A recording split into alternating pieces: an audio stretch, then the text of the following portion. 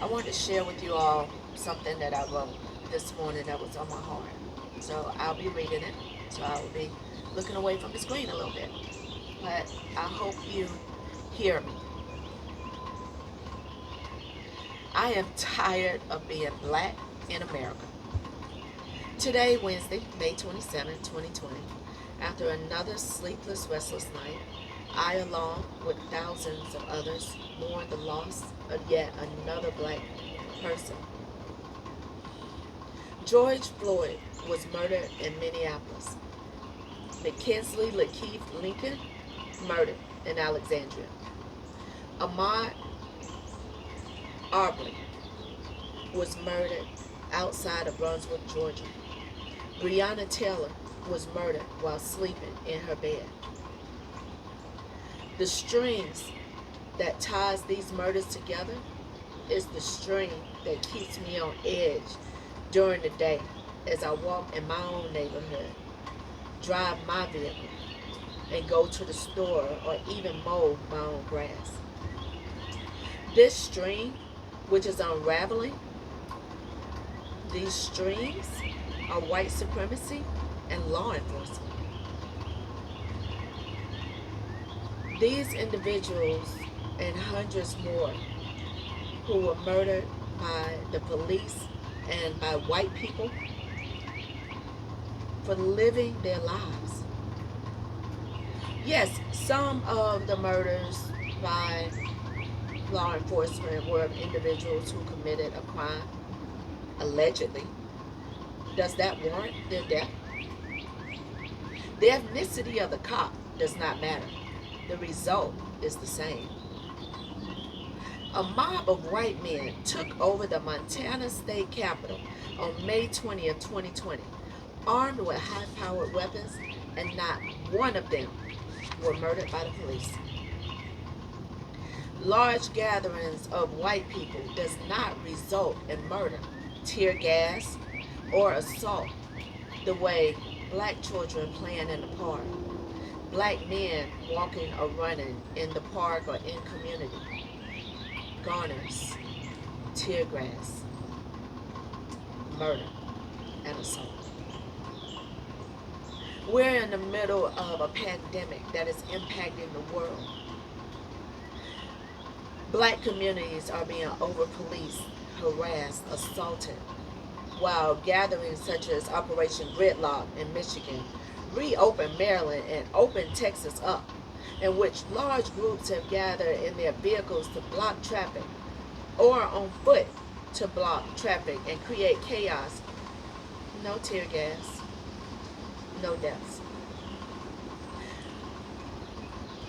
White women calling for the murder of unarmed black women and men by calling the police to lodge frivolous complaints with little to no regard to the attempted murder that they are committing.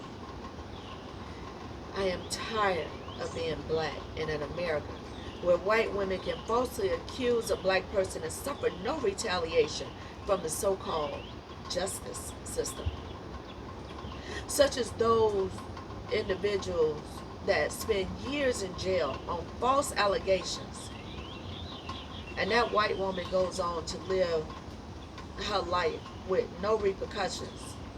And we can date this back to the arrest and murder of Emmett Till.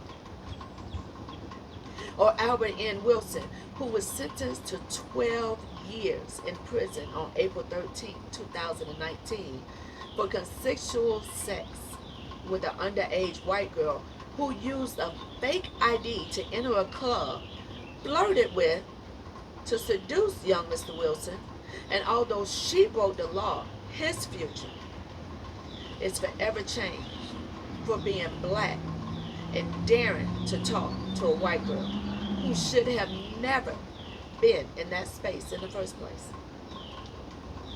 White women are more dangerous than white men in many ways.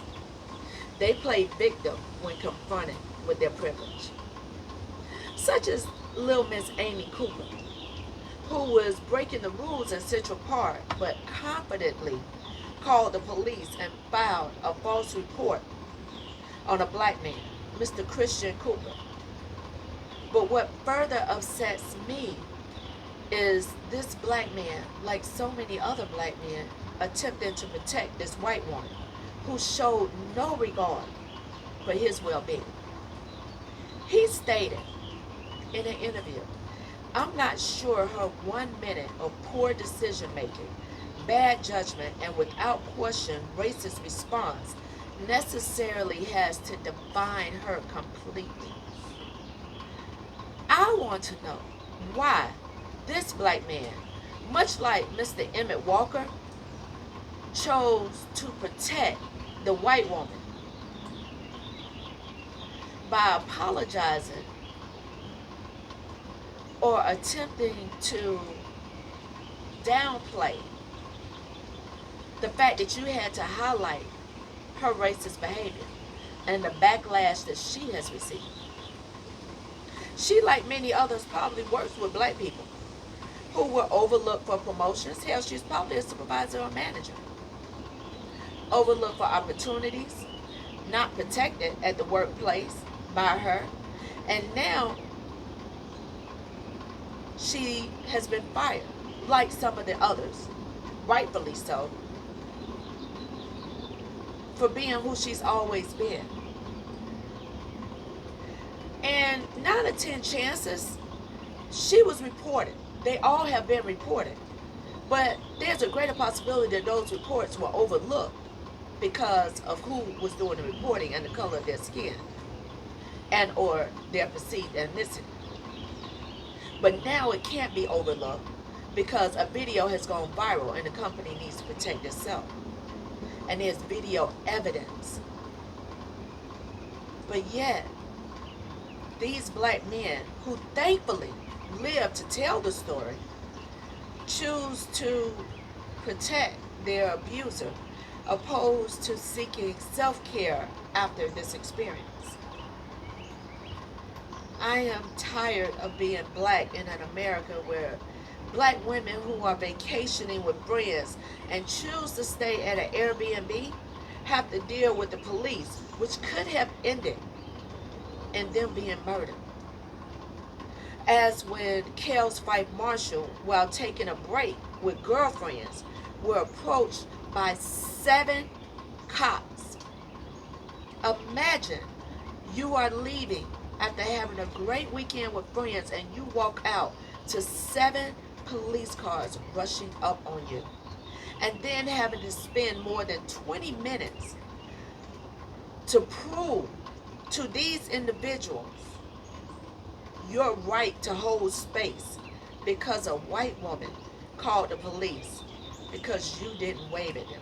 A stranger, because you did not wave at her because she waved at you, called the police and reported a false claim of theft. Was she arrested for that false claim? Hell no. Did these women have their weekend ruined because of white privilege? Hell yes. And I'm tired. Tired of white women and white men invading black space when we have so few spaces to attempt to claim. Take the white woman calling the police on the black family grilling out at a park in Oakland, California. Oakland, freaking California, which was predominantly black and Latino until gentrification took over. Or the white women, this particular white woman at a New York City deli bumped into a child, and a black male child, and then proceeds to call the police to say that this child assaulted her, that he groped her. Emmett Till. Because that woman damn sure didn't deserve to live the life that she lived. All over again. White women are toxic to black men, black boys, black women, black girls. This desire that society has to take a white woman's word as law with no regard to the impact that their lives have, or for them to face any repercussions. The policing of black people by white people is killing us. And the belief that black men must protect his oppressor is literally killing us. I am tired of being a black woman in an America that does not protect me, my black brothers, my black sisters, my black cousins, my black aunts, my black uncles. If black America were to treat white America the way white America treats black America, that narrative would change. The focus would not be on that helpless black woman. Let's just think about it. She was misunderstood when she called the police because she felt threatened by the white male or female that invaded what she claimed as her space. The narrative would not be so kind to the black man who is armed walking into Walmart to grocery shop because it's his amendment right.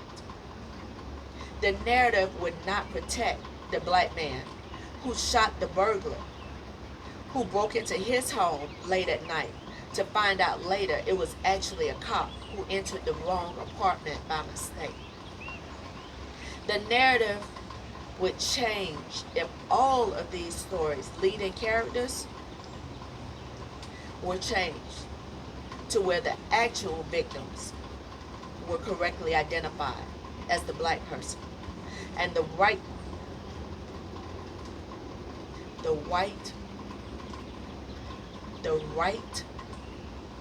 person faced the true consequences of their actions.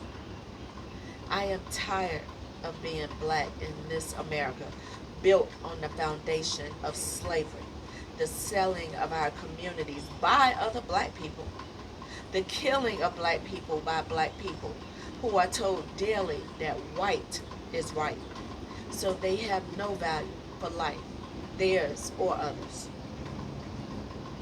This America, where black lives are expendable and white lives are to be protected at all costs, even by black people.